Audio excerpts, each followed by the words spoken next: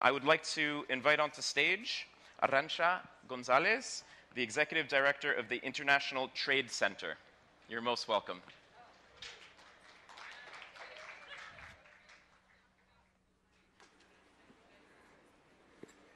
Good morning to you all. It's a great pleasure to be here with you on stage following these amazing women that we just heard. This morning as I was just walking to the UN, there is this young boy that walked up to me and said, "Ma'am, what's this round thing that you're wearing on your lapel?" And then I said, "Well, this is the SDG pin." And he said, blank face, "What's SDG?" He was a bit ashamed to ask, but I said, "Okay, so how do I tell this guy what exactly this pin is about?" So I tried presenting the SDGs to some sort of human body. In the body, you need your lungs, you need your heart, you need your brains, you need the eyes, the hand, the feet. The SDGs are exactly what we need for a healthy global organism called global community. And we need this because it is through putting all these different pieces together that we will make sure we end extreme poverty by 2030 while making sure that we lift everybody's boats at the same time. So the guy seemed to be kind of convinced, but not enough. So he said, "Okay, and what do you do exactly? What's your role in this?" So I tried with him what I will try with you, and then you will tell me whether or not what I've shared with you makes sense. I started with goal number 17. It's about partnerships. And I wanted to start there because international trade, at the end of the day, we are the International Trade Center. International trade is about partnerships. International trade does not work if there is no partnership, if there is no cooperation. The blood doesn't circulate through the entire body if all the countries that make up the international community don't cooperate and collaborate and under one framework called multilateralism, make their trading systems work. Goal number 17 is important because it is connected, so trade is about partnerships. But for trade to work, we need to connect goal 17 to goal number 8. It's about sustainable economic growth. What goal 8 tells us is that for trade to work, we need businesses. And what number 8 tells us is that we should care about 99% of businesses called micro, small, and medium enterprises. That's what the International Trade Center focuses on. It's on supporting entrepreneurship, micro, small, and medium companies. Last year, we worked with 300,000 of them all across the world to do what? To make sure they have the right skills. Entrepreneurship is not an art. Entrepreneurship is a skill, and you need your skills to be able to thrive in that market. To make sure that these young entrepreneurs get access to credit and capital. This is something crucial if we are to transform their ability, their ingenuity, their innovation into growth that is sustainable and helps us eradicate extreme poverty. Sometimes what they need is networks, connecting with each other, getting to the seller, connect with the buyer, the investor, connect with an opportunity to invest resources. So number 8 is extremely important to the discussion about international trade. But guess what? If 99% of businesses around the world are small and medium enterprises, 40% of these businesses are women-owned businesses. And that's where number 8 connects with Sustainable Development Goal number 5 that speaks of equality, of eliminating, eradicating discrimination between men and women. And this is also very relevant to the discussion on international trade, because if I look at our figures, only 1 in 5 exporting companies is a woman exporter. They are 40% of businesses, but they are not on the lucrative part of the economy. They are not in international markets. And this discussion matters because companies that are more present in international markets, they are more competitive. And competitiveness matters because competitiveness is better wages, better working conditions, and better contribution to domestic growth. This is what international trade is about. So if we don't have women in international trade, it means that they are relegated to the less lucrative part of our economies. And this is what we see every day, more on the informal sector, more on the part of the economy where rights are not respected, more on the parts of the economy where there is more limited value added. So our goal is to connect 3 million women to markets by 2021. The good news is that we are very close to reaching that figure. The bad news is that there are 1 billion women connected to markets, disconnected from markets, sorry.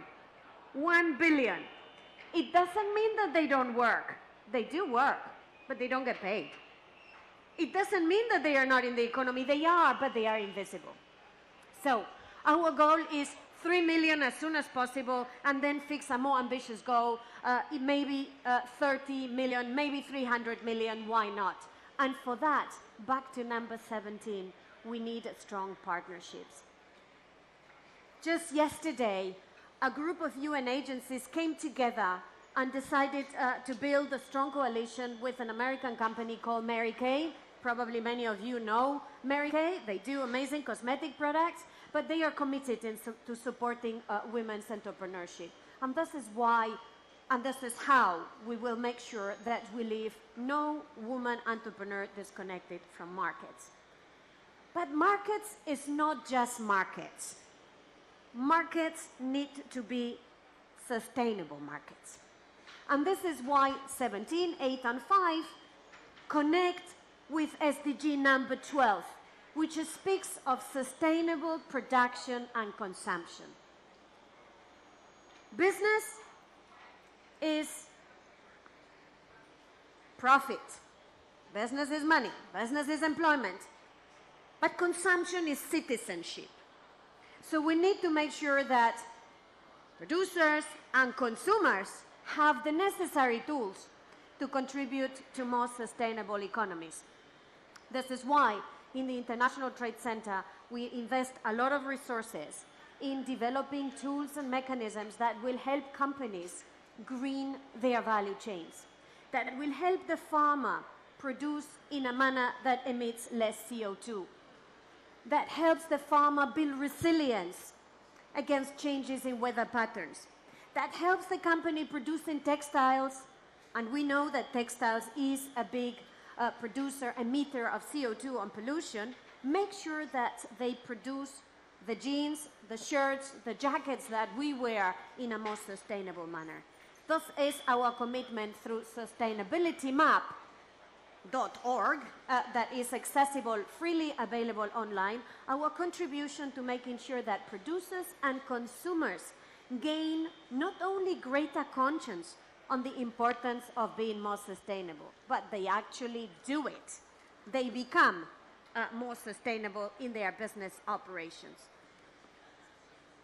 But all of this cannot work if we don't have very strong institutions. And this is where we also invest heavily. Number 16, strong institutions that will help the producers, the consumers, the investors, the markets be more sustainable, but also more equitable conscience. I want to end here and link all these SDGs back to our goal number 1. We need to leverage the economy and markets much better to achieve one goal: eradicate extreme poverty by 2030. That's what I told the young man. This is what I'm telling you. I hope it was interesting. If you want to know more about what the International Trade Center is doing, www.intracen.org. Thank you very much.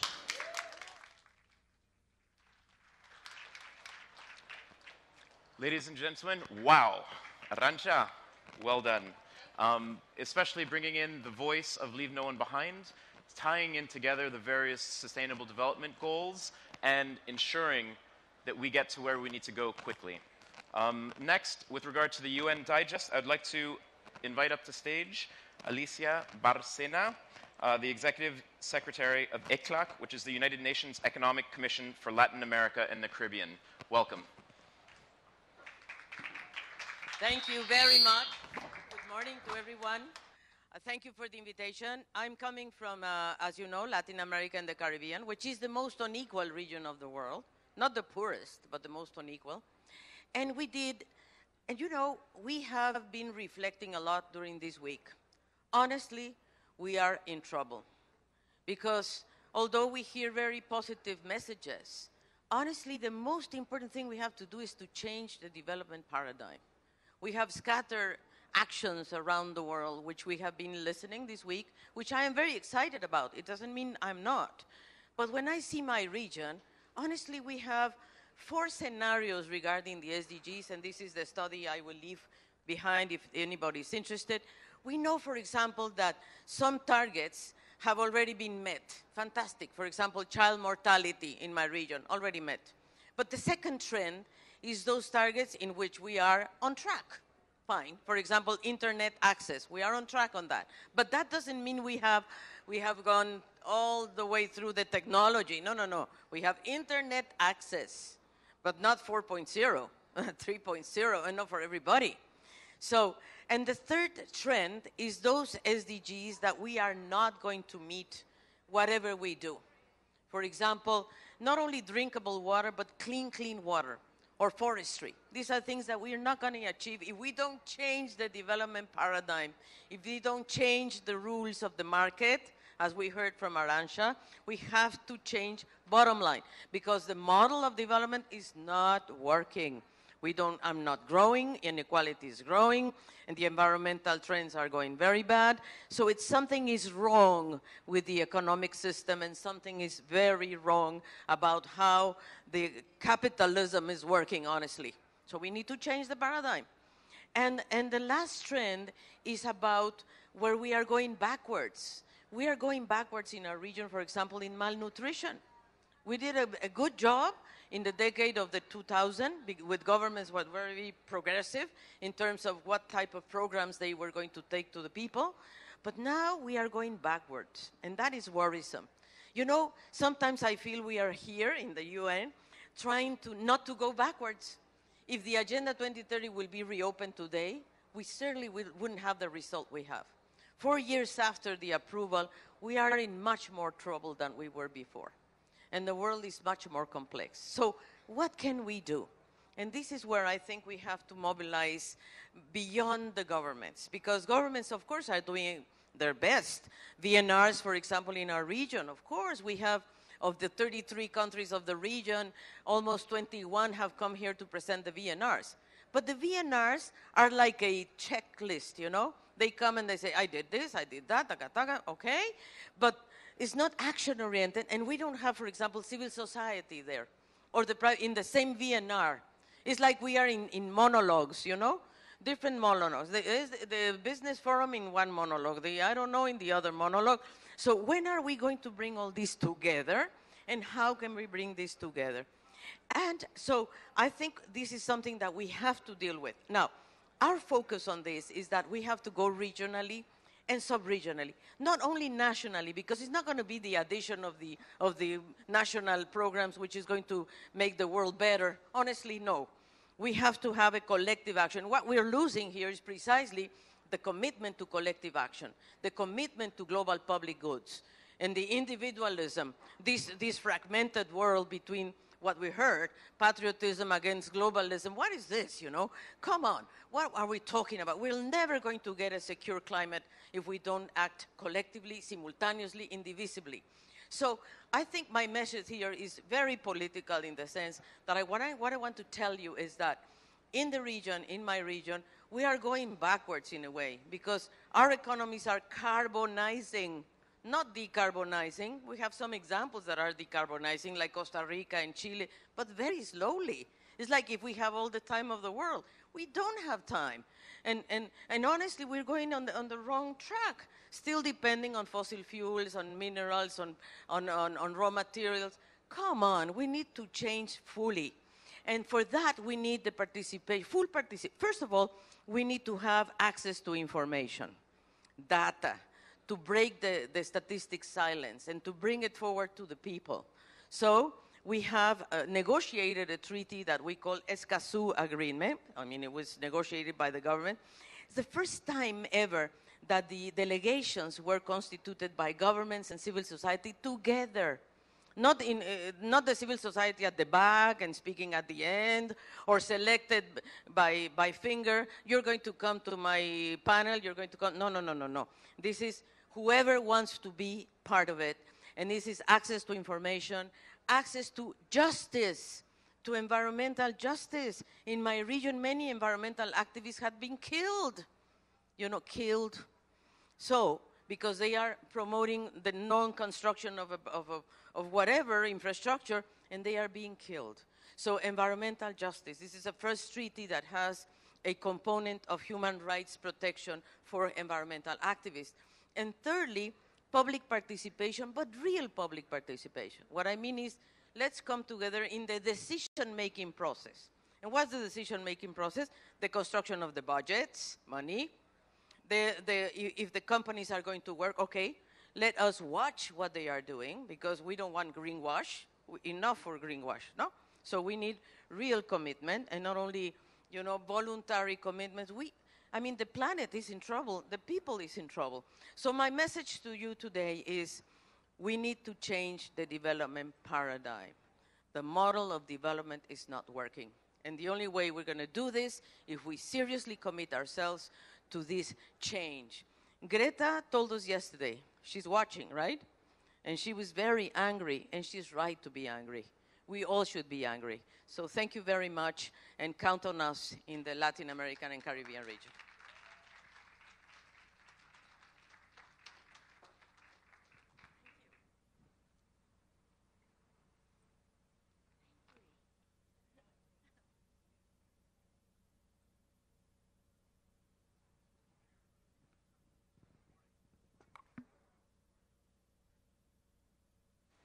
Good morning, everybody. Thank you to the panelists. Alicia, thank you very much. What an inspiration. We are at the UN building ourselves to deliver more and greater and quicker with regard to the Sustainable Development Goals. These are two examples of how the leaders of those entities are really, really aligning their work, their leadership, and their personnel and capacity around delivering what it is that the world has agreed to is necessary. So thank you. We are going to take a break for a few minutes and come back with our next session. Those of you watching through live stream, hope you're enjoying the show. Thank you for tuning in. We'll be back in about 10 minutes.